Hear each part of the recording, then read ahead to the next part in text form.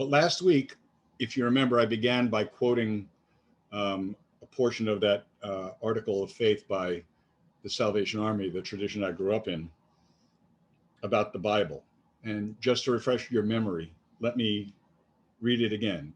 It says this. It says, "We believe that the scriptures of the Old and New Testaments were given by inspiration of God, and that they only constitute the divine rule of Christian faith and practice." And if you remember, I said that this means that members of the Salvation Army believe that the Bible is the one and only sacred text, the Word of God that gives instructions for how to live and how to be saved.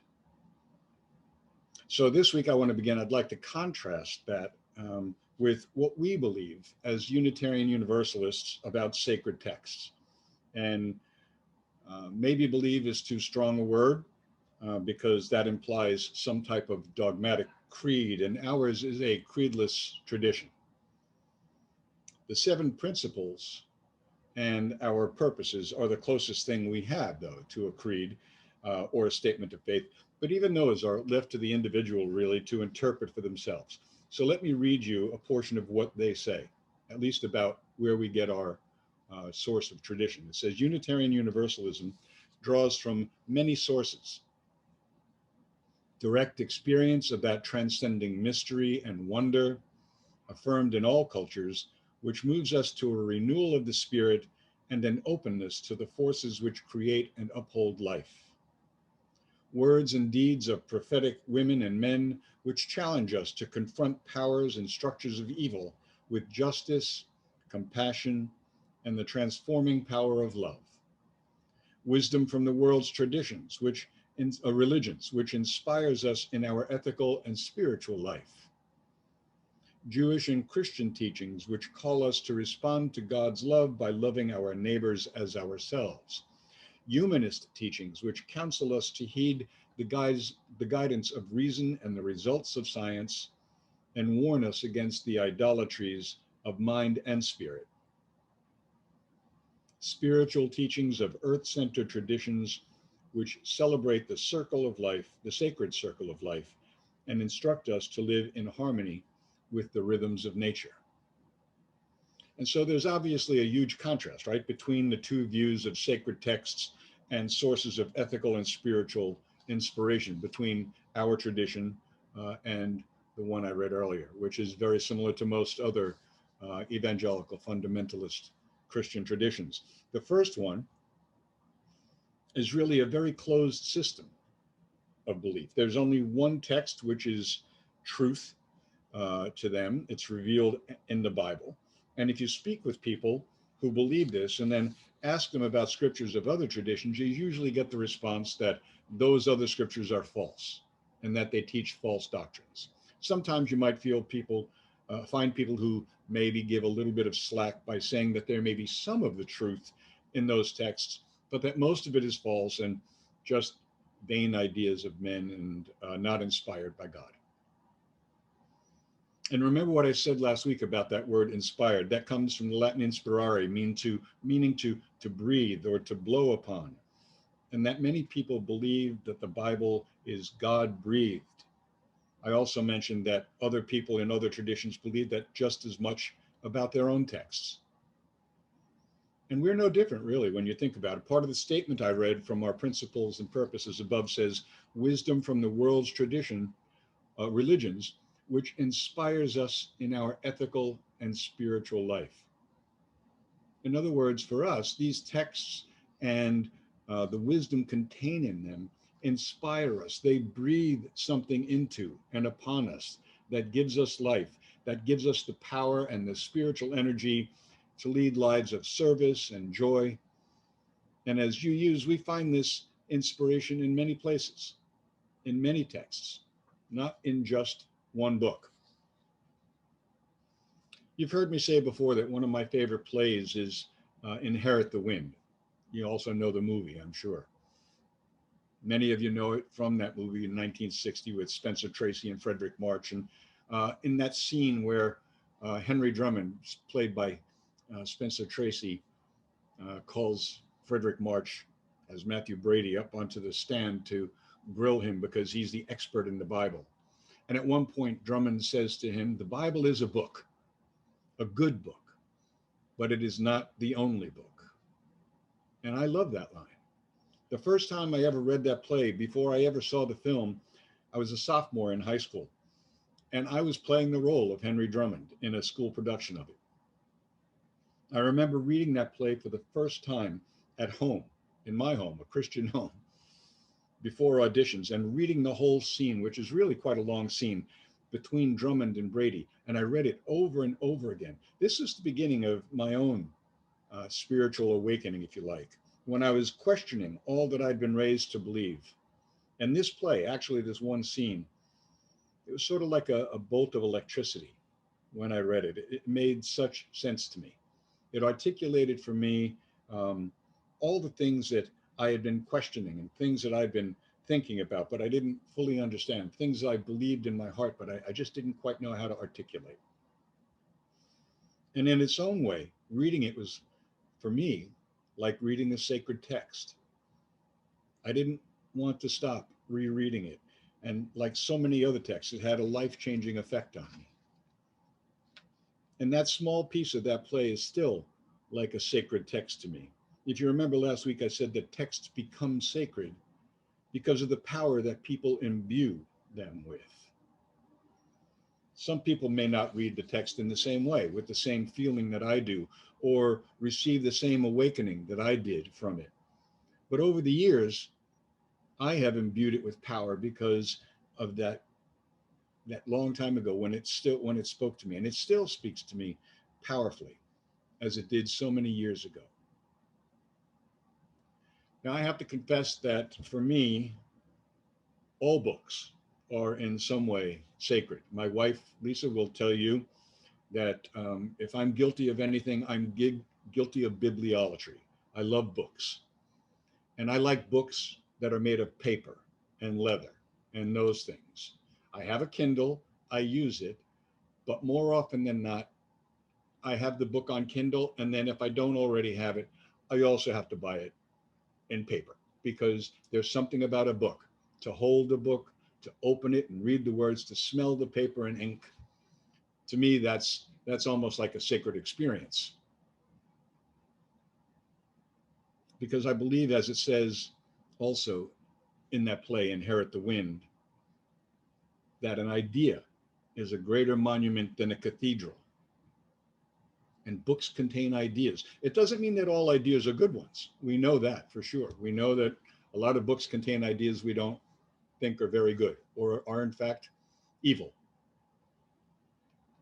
But today, what I want to do is share with you a few other texts that I and many others consider sacred.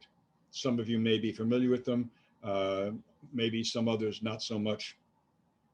So just consider this sort of like our UUCP show and tell session, and it's my turn today. We had show and tell, remember when we were a kid? So the first one I want to show you is one you're familiar with. It's the Bible, the Holy Bible, right?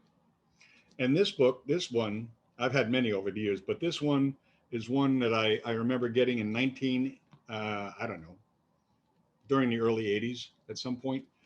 And I was attending a church back then. Remember last week I told you how back then we would mark our Bibles up. I still have all the markings in there and all the little notations I put on the side. And as I go back and read those today, I'm really kind of astounded at where I am now compared to back then, in what I believe. But this was the first sacred text I ever held in my hands as a kid. I got my first Bible given to me, I think probably when I was a year old. I didn't know how to read or anything, but somebody thought I should have a Bible. It was a children's Bible. You remember those with the really nice pictures and everything. And this book, this sacred text, shaped in many ways who I was for many, many years. And then there came a point in my life when, as I was growing spiritually, as I was changing my ideas and my views, this book just became baggage to me. And I couldn't read it. And for years, literally, I didn't pick up this book. I wanted nothing to do with it. And it's only in the past, I don't know, 15, 20 years that I'm able to do that again and pick it up and read it and learn from it and understand it in a whole different way than I did as a child. That's one of my sacred texts. It's still very important to me. And another one is this one here, the Buddhist text, the Lotus Sutra. The Lotus Sutra is one of the many sacred texts of Buddhism. It's the first sacred text that I ever read in Buddhism, along with a book called the Dhammapada. It's not an easy text to read. I'm fortunate that I've met people who can help me understand it. But this book here also helped shape who I am today as someone who's influenced not only by the teachings of Jesus, but also by the teachings of the Buddha. This one also is a very early one that helped shape who I am. And you just heard one of those Hindu chants, the Kirtan, Govinda. And this is the Bhagavad Gita. Now, this version of the Bhagavad Gita was a version that I first was given by a young woman, a devotee of the Hare Krishna movement. Her name was Devi Shakti Devidas. And I met her in the Port Authority bus terminal, like many of you did many, many years ago, walking through the Port Authority, before it was the Port Authority they have now. I mean, the really old one. And all those people were in there passing out their literature. And she gave me this book, and it got me, this is the book that got me involved with the Hare Krishna movement. This is my original copy. So this is from 1970, this edition here. If you've never read the Bhagavad Gita, I suggest you do. It's an excellent book, a great sacred text to read, to understand who we are, that we have always been, we always will be, everything always was. And to try to comprehend that is the purpose of the Bhagavad Gita. Another one is the Tao Te Ching by Lao Tzu. You know that I quote the Tao Te Ching quite often. And this is a version by the writer Ursula Le Guin, whose father was a scholar of the Tao Te Ching. And then you've heard me mention this before when I talk about the Gnostic Gospels, the Gospel of Thomas, which is a Gnostic gospel that the church rejected once it was discovered.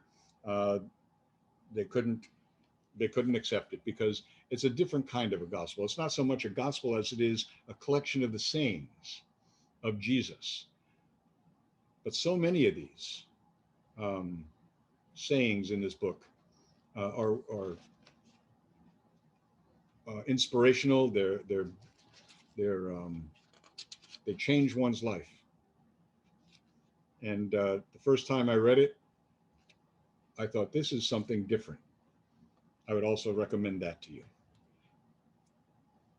And then, of course, as a good Unitarian and Universalist, the writings of the Transcendentalists, Ralph Waldo Emerson, Henry David Thoreau, Margaret Fuller, Richard Hildreth, so many, Theodore Parker, George Ripley, who I quote quite often. The Transcendentalist writers, to me, their works are sacred because I've imbued them with the power that they have in my life. This one might come as a bit of a surprise to you. I don't know. But if you're familiar with Howard Zinn, the professor from Boston University, he wrote A People's History of the United States. And it's hard to believe that this could have so much power, but this book really was life-changing for me. And I really have imbued it with power. I recommend it all the time to people because it made me think, it made me consider that maybe what I learned in school about our nation and about our history wasn't exactly all the truth. In fact, much of it wasn't the truth. And Howard Zinn set about writing this book to fill in the gaps, so to speak, that we didn't hear when we were growing up. And it changed the way I thought about my um, social justice issues, the way I thought about my involvement, anything political. And so I've imbued that with power. And to me, it is one of those sacred books. And then finally, I'm sure this won't come as a surprise to you because I talk, well, actually, before I do that one, there's one more. This is, I almost forgot this one. It's so small. This is a copy of A Christmas Carol by Charles Dickens. And I read this twice every year. And if there's ever a book to me that symbolizes the real uh, meaning of Christmas, it's A Christmas Carol. And so, in many ways, this is a sacred book to me. But as I said, this won't come as a surprise to you, but because you all know me so well, uh, it's Tolkien's Lord of the Rings. Okay. And this is a copy that has all three books in one, and also his book, The Silmarillion, which is sort of a sacred text in itself because it's about the creation of Middle Earth by Iluvatar, the god of Middle Earth. And those books have become sacred to me over the years because I've read them so very often, and I've learned so much from them, and they've they've taught me so much about love, about loyalty, about bravery and courage, about living with fear, about how to get past fear, and about caring for others, even at the cost of your own life if necessary. They remind me of that verse in the Christian scriptures. It says, greater love has no man than that he lay down his life for his friends. And I want to read you just a couple of quotes from there and you'll understand maybe why I say that. And this is a quote from the wizard Gandalf, talking about why we do what we do. Why are we engaged, for example, now in social justice work? Why do we even care at the cost we might have to suffer? And why do we worry so much about the future? And he says, it is not our part to master all the tides of the world. You know, sometimes we get really concerned we're not doing enough or that we're so small we can't do anything, right? He says, it's not our part to master all the tides of the world, but to do what is in us for the succor of those years wherein we are set, uprooting the evil in the fields that we know, so that those who live after may have clean earth to till. What weather they have is not ours to rule. In a way, I mean, he's not speaking there about climate crisis. He's talking about the future. We do what we do now so that those people in the future, our descendants, will have a better world. We can't tell what's going to happen then, but we can do what we can now to make it better. And then there's a well-known speech, if you've ever seen the movies, but this is in the books. This is a paraphrase from the movie. They paraphrased this speech by Sam Gamgee to Frodo when they're on their way to Mordor to try to destroy the ring. And they're worried that they're not going to get there and they're scared and everything. And Sam says, it's all right, all wrong. By rights, we shouldn't even be here, but we are. It's like in the great stories, Mr. Frodo, the ones that really mattered. Full of darkness and danger they were, and sometimes you didn't want to know the end. Because how could the end be happy? How could the world go back the way it was when so much bad had happened? Think about the past year. But in the end, it's only a passing thing, this shadow. Even darkness must pass. A new day will come. And when the sun shines, it will shine out the clearer. Those were the stories that stayed with you, that meant something, even if you were too small to understand why.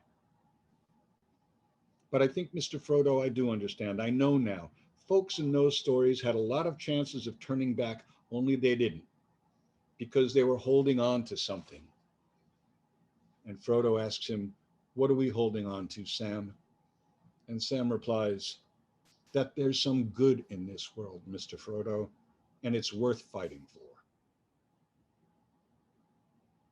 All of these texts that I've just shown you and read about, all of those texts have been made sacred to me by the power and the importance that I've imbued in them. And all of the texts that we've talked about the past 2 weeks, the same thing. They've been made sacred by the power and the importance that people have placed on them and the impact they've had on lives. You know, think about little children. If you've had little children, or if you've ever had to babysit children, maybe nieces, nephews, whatever, what bedtime story do they want you to read to them? The one that you read to them the night before. That's what they want you to read to them.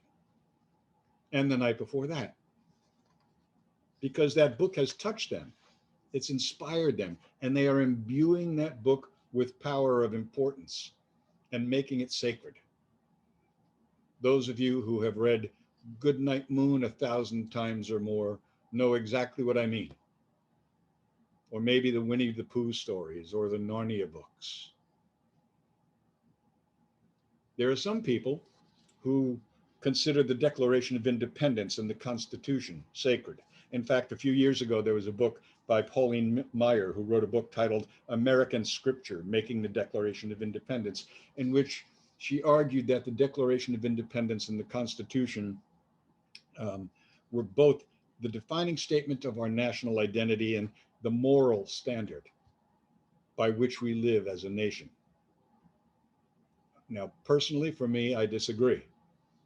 I think that view smacks of nationalism, and I don't think it's the defining statement of our national identity, and certainly not the moral standard by which we live as a nation, as much as we make that claim. But you know, actually, books are no longer the only sacred texts we have. Media has changed so much over the past 100 years or so that films or music can take on that same power, and art has always had that power. Perhaps you've seen or even know a piece of artwork that has that kind of hold on you, one that you have imbued with power that affects you, you know, to the very core of your being. It doesn't have to be a famous work of art. Maybe it's a piece of artwork done by someone in your family. Maybe it's one that was given to you by a friend or that's been passed down to you. I know that a few years ago, well, I guess it's about 30 years ago, I was at the Art Institute of Philadelphia. And as I turned around a corner, there was a painting. And to be honest with you, I can't remember the artist's name, but it's a very famous painting of a barge going down the Erie Canal. And on that barge, there are men sitting there against the boxes that they're transporting down there, and they're leaning against the bales of hay they're transporting.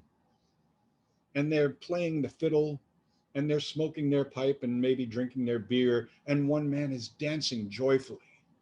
And that's, I don't know what it was about or what it is about that piece of art.